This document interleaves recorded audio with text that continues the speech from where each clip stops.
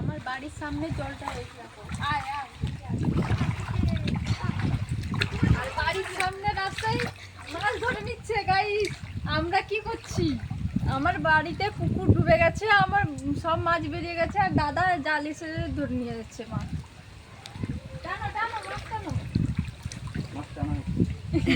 কত টাকা জল দেখো শুধু। আর আমার বাড়িতে জল উঠে গেছে, কোথায় যাবো জানি না। আমরা ডুবে ডুবে ভেসে যাবো। কি জল, অবস্থা খারাপ আজকে।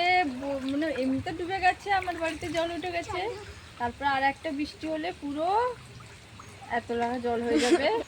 আমরা সাঁতার কাটবো এরকম এরকম করে। তো কাদের বাড়িতে এরকম জল হয়েছে বাড়ির সামনে বলছি। আর আমার বাড়ি দেখো, আর জলটা দেখো, বাড়ি দেখো, আর এই যে জল, এই যে জল, মানে বাড়িতেই